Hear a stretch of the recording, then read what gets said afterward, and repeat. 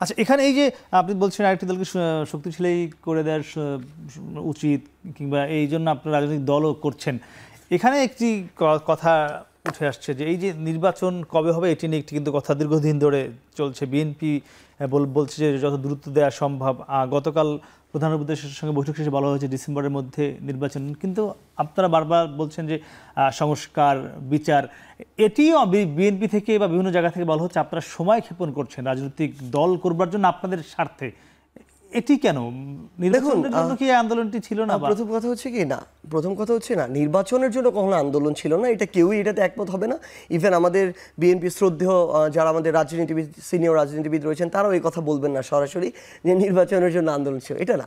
ব্যাপারটা হচ্ছে আমরা আমাদের জায়গা থেকে একটা কথা স্পষ্ট করি, বৈষম্য বিরোধী ছাত্র আন্দোলন একটা যৌক্তিক কোটা সংস্কার আন্দোলন দিয়েই আসলে আন্দোলন শুরু করেছিল, কিন্তু খুনি শেখ হাসিনা তার কথার কারণে, কাজের কারণে, এতদিনের অত্যাচার, নিপীড়ন, নির্যাতনের কারণে তার আজকে এইভাবে পতন হয়েছে, যেটা তার প্রাপ্য ছিল। এখন এই যারা এই অভ্যুত্থানের নেতৃত্ব দিল, তাদের যদি চোখের সামনে ক্ষমতা থাকতো, তাহলে যখন প্রফেসর ডক্টর ইউনূস তার জায়গা থেকে প্রথমে বলল 26-এর মাঝামাঝি, কিংবা সর্বশেষ বলল যে 25শে ডিসেম্বরের মধ্যে ইলেকশন হবে, তারা কিন্তু বিরোধিতা জানাতো। আপনি একজন বলেন যারা তাদের জায়গা থেকে এটা বিরোধিতা জানিয়েছে, আমরা কিন্তু বিরোধিতা জানাইনি। আমরা আমাদের জায়গা থেকে এই কথাটি বলার চেষ্টা করছি যে এই যে সংস্কার প্রক্রিয়াটি, এটি যেন চলে।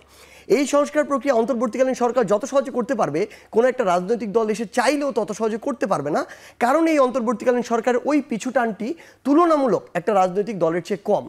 এই জায়গা থেকে আমরা চাচ্ছি সংস্কার একটা দীর্ঘমেয়াদী প্রক্রিয়া, এটা 1 বছর 1.5 বছর শেষ হয়ে যাবে না, যতটুকু সম্ভব যেন করে নেওয়া যায়, এবং দুইটা প্রক্রিয়া পাশাপাশি চলবে, সংস্কার প্রক্রিয়া, নির্বাচনের জন্য প্রস্তুতি প্রক্রিয়া পাশাপাশি চলবে।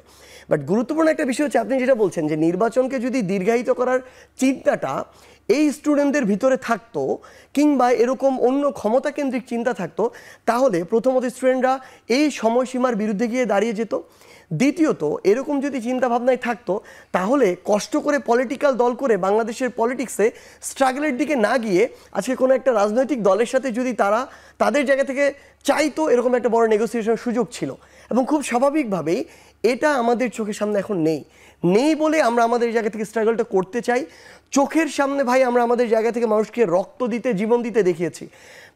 আমার পাশে যে ভাইটা বুলেট খেয়ে ওই চানখারপুল স্পট ডেট হয়েছে, ওই বুলেটটা 1 হাত পাশে আমাকে এসে লাগতে পারতো। সো আমরা আমাদের জায়গা থেকে যেই স্বপ্নগুলো চোখের সামনে নিয়ে মানুষকে এভাবে রাস্তায় নামতে দেখেছি, এই স্বপ্নগুলো আমরা এখনও ধারণ করে, আমরা বিশ্বাস করি ফ্যাসিস্ট বিরোধী সকলে ধারণ করে, আমরা সেগুলো নিয়ে দীর্ঘমেয়াদে কাজ করতে চাই। এবং এটার জন্য অন্তর্বর্তীকালীন সরকার বাংলাদেশের পার্সপেক্টিভে যেটাকে যথোপযুক্ত সময় মনে করবে, আমরা মনে করি সেই সময় নির্বাচন হতে পারে। তবে শুধু একটা জিনিসই বলবো, সরকারের ফোকাস যেন শুধু এখন নির্বাচনটা না হয়, পাশাপাশি এই রক্তের খুনের যে বিচার, এই বিচার যেন নিশ্চিত হয়, এই নির্বাচনের আগে খুনি হাসিনা যেন ফাঁসির মঞ্চে দাঁড়িয়ে যায়। একটু সার্জিসের কথা ধরে বলতে চাই, এই যে বলছিল যে চোখের সামনে মানুষ রক্ত দিয়েছে, জীবন দিয়েছে, তারা দেখেছে, আর আপনারাও নিজেরাও এর সাক্ষী, আপনারাও আক্রান্ত হয়েছেন, আপনি নিজেও হয়েছেন, আমরা সেটি জানি এই স্বৈরাচারের হাতে বিভিন্ন সময়। তো তাদের বিচারটি কি আপনারা আগে চান না? নির্বাচনটি কেন আগে যাচ্ছেন বিচারের আগে?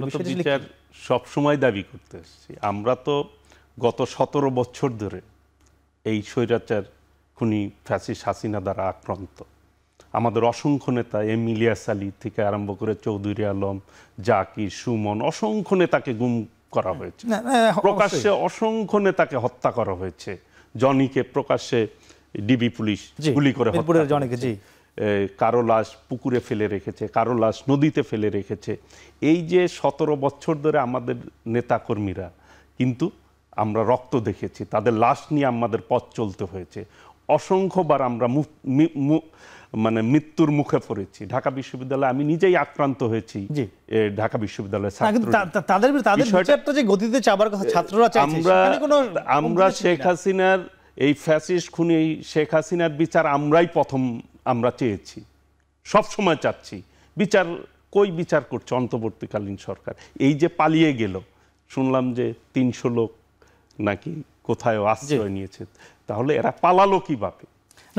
এই দায়টা কার? একই অভিযোগ কিন্তু আছে। আমি যে আপনাকে যদি আজকের খবর বলি, কাস্টমস এজেন্ট অ্যাসোসিয়েশন চট্টগ্রামে এখানে বিএনপি এবং আওয়ামী লীগ পদ ভাগাভাগি করে নিয়েছে নির্বাচন না করে। এটা কিন্তু একদম সম্প্রতি ঘটনা। আজকে কিন্তু জামালপুরে আমরা দেখেছি আওয়ামী লীগ এবং বিএনপি একই মঞ্চে থেকে হাডুডু খেলার পুরস্কার বিতরণ করেছে। তাহলে আপনারাও কি সেই একই অভিযোগ?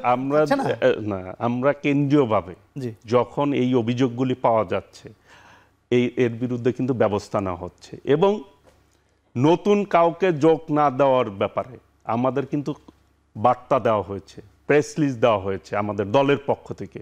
আমরা যে নবায়ন ফর্মগুলি দিয়েছি ইতিমধ্যেই, সদস্য ফর্ম নবায়নের ক্ষেত্রে আমরা বলা হয়েছে যে যাদের বিরুদ্ধে ব্যবস্থা গ্রহণ করা হয়েছে তারা যাতে এই ফর্ম পূরণ না করতে পারে সেই ব্যাপারে স্পষ্ট কিন্তু বার্তা আমাদের কেন্দ্রে থেকে দেওয়া হয়েছে। কাজেই অনেক জায়গায় দেখা গেছে কিন্তু যে সমন্বয় যারা রয়েছে, দেখা গেছে আওয়ামী লীগের নেতারা এই অ্যারেস্ট হয়েছে, তাদেরকে ছাড়াতে গিয়েছে। তার মানে কি যে সেন্ট্রাল সমন্বয়করা ওই ব্যাপারে কোনো নির্দেশনা দিয়েছে? দেয়নি, আমার তো মনে হয় না দেয় নাই। বিচ্ছিন্নভাবে কোনো ঘটনাকে আপনি মূল জায়গায় নিয়ে আসবেন, এটা ধরতে পারেন না আপনি। কাজে আমাদের স্পষ্ট বার্তা, আমাদের স্পষ্ট বার্তা কিন্তু আমাদের ভারপ্রাপ্ত চেয়ারম্যান দেশনায়ক তারেক রহমান ইতিমধ্যেই দিয়েছে। যেখানে যে অভিযোগ পাওয়া গেছে আমাদের কিন্তু ব্যবস্থা নিয়েছে। আমাদের কথা হচ্ছে এই বিচার, আজকে এই যে ডেভিড হার্ট যেটা করেছে, যে ডেভিড হার্ট, তো এইটা আপনার তো আরো আগেই করা উচিত ছিল, 6 মাস পরে কেন? এটা কি এর বাস্তবতা কি আগে ছিল না? না, এক্ষেত্রে কিন্তু আপনি দেখেন ছাত্ররাও কিন্তু একটা কথা বলছে যে এই সরকারকে শক্ত হবার জন্য বিএনপির কাছ থেকে যতটুকু প্রত্যাশার জায়গা ছিল সেটি কিন্তু বিএনপি করে নাই বলে তারাও কিন্তু বারবার অভিযোগ করেছে। কারণ এই মুহূর্তে সবচেয়ে বড় দল কিন্তু বিএনপি বাংলাদেশে। আমাদের ভারপ্রাপ্ত চেয়ারম্যান দেশনায়ক তারেক রহমান প্রথম আপনার এই কোঠা আন্দোলনে তিনি কিন্তু বিবৃতি 14 সালে, এবং কোঠার পক্ষে, মেধার পক্ষে প্রথম উনি বিবৃতি দিয়েছেন, এবং এক দফার আন্দোলন তিনি প্রথম ঘোষণা করেছেন, এবং সংস্কার তিনি প্রথম কিন্তু জাতির সামনে উপস্থাপন করেছেন। আমি একটু এই ক্ষেত্রে বিষয় নিয়ে যদি আপনি ধরেন আর কি।